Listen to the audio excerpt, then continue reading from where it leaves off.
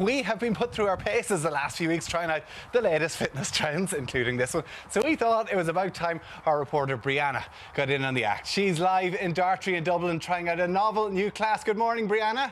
How are you getting on? Good morning. Good morning, Tommy. Well, I'm wearing exercise gear, which is the most I've done in the last couple of months.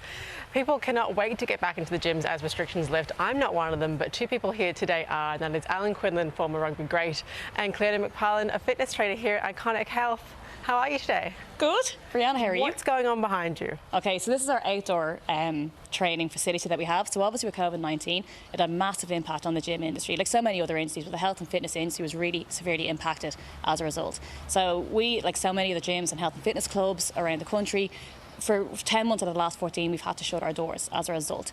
Now, obviously, indoor training can resume from the 7th of June, but it's very, very limited. So it'll be individual training only. And from the 5th of July, we will be able to do some indoor group training, but it's going to be limited to 6 people, which effectively is actually 5 participants and 1 trainer like myself. So obviously, you know, we're a very local-based gym. We're in a residential-based area, so our member base is our local community. So it was really, really important for us to be able to try and give back to the local community and, you know, deliver them the health and fitness service that they wanted and that they, you know, that they use from us all the time. So this is where these outdoor facilities came from.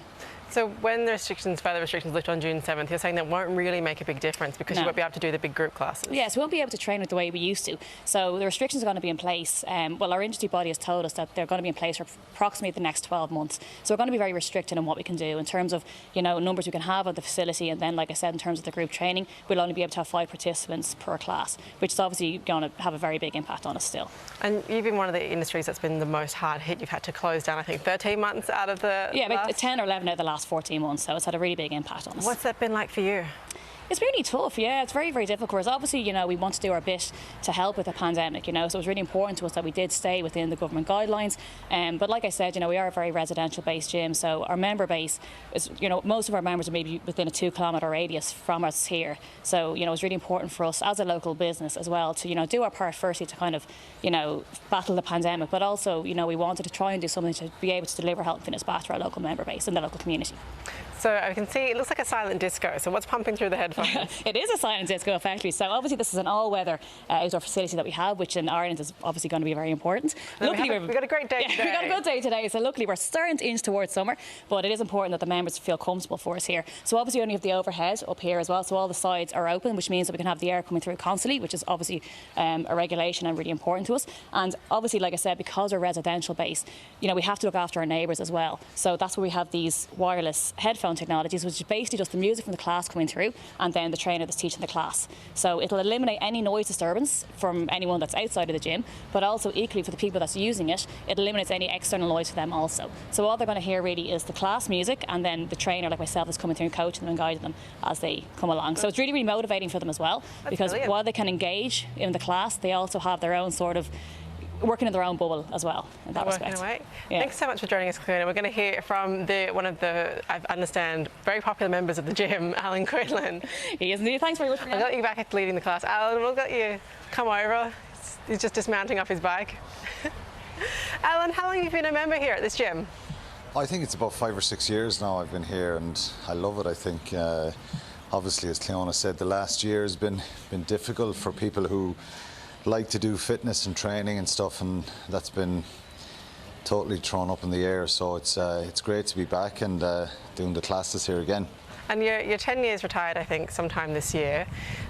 What's that been like? How important is it once you retire from being an elite athlete, to keep up that exercise? It's different for sure. Obviously, when you're a professional athlete, you're kind of pushing your body to the limit all the time. You're being monitored and tested and all that kind of stuff. So I loved it. It was great. It was enjoyable. Obviously, the injuries that come with being a professional rugby player are challenging. But for me, since I retired, exercise is a really important part of my life. So I don't push myself to that same limit, since I'm retired. But you know, exercise is so beneficial for people, for mental health, physical health. Is it a mental health thing or a physical health thing for you? It's both. I think obviously I want to try and keep in some sort of shape. I want to look like Tommy Bowe, really. That's the goal. Don't be telling him that, he's listening. Well, we'll have to get him out for some, do a bike challenge with me anyway, see who can win. We might do something for charity. But I think mental health as well. Like, I always say to people, obviously, I was lucky that I got paid to play sport and to train full time. But the benefits of exercise, it's not about pushing yourself to the limit. It's about participating, being active, and you get loads of benefits from that, from a physical point of view and from a mental point of view as well. I believe one of the benefits is you picked up an 82-year-old fan who also happens to be a nun. She's a fellow member of the gym. That's right. Tell me a little bit about her. I've great pals here, all the members, the older members. I mean that respectfully.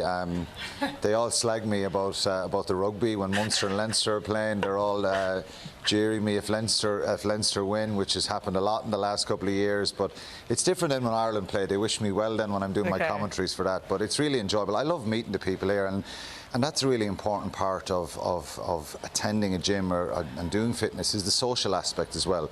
You know, there's a lot of familiar members here who chat, and they're not brilliant friends, but they meet on a regular basis and they chat, and it's nice, that social side of it as well. So that's the benefits of meeting people in fitness centres, is that enjoyment and that social interaction. So I get plenty of slagging, I get plenty of compliments as well, which is nice. Do you know what though, if I was pedalling away on a bike and I needed a bit of inspiration and I saw Alan Quinlan, former Ireland player, maybe flagging a bit, it would definitely be like, I'm going to beat him. Well, Alan Quinlan has a bad knee and a bad shoulder and loads of aches and pains, so sometimes the older members are going past me and when we do the cycle, the classes. But as I said, it's just about enjoyment and participation and doing that and getting into a routine as well. It's part of my week, and I meet so many members who come here and it's part of their week. And when the gym was closed, it was frustrating for people because it's an active part of their life. And I believe your son's now involved. Yeah, he's 12. He loves his sport. He loves being active. He's a real outdoor boy, and we come here a lot. Well, obviously, he doesn't do the weights or the spin classes. He's a bit young for that yet, but we go swimming a lot here, and that's why I love the Dartry Health Club, because it's a gym for all ages, all sizes, all I suppose all levels. You can go for a swim, you can do exercise, you can do the classes, you can lift hard weights if you want. It's for everybody. It's not for one specific core group.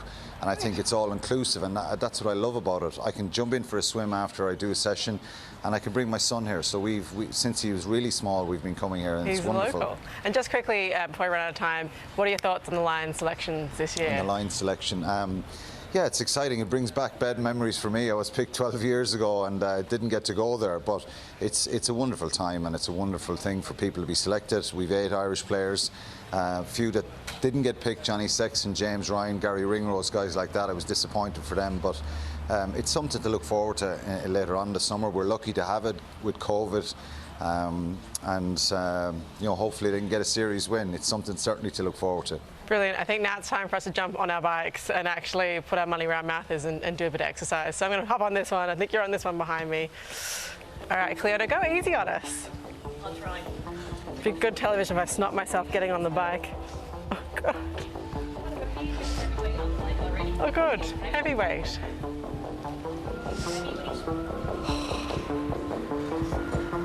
All right, guys, I am going to get the cameras to turn off because no one needs to see this morning. We've had an excellent time out here at the Dartry Health Club. Back to the guys in the studio.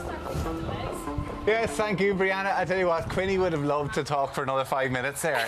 He never liked training back when he was playing, so any excuse to get out of it there. Look at him, zoned in. Alan. Can't hear a thing. As soon as the camera goes off, he'll be off there and off chatting away to him, giving everybody pep talks. He was loving it. So, yeah, it's good to see Quinny again. And yeah, listen, just shows how important exercise is at the minute. Hence... Yes, do you think Alan Quinlan be able to take on, what are we calling it? Rebound?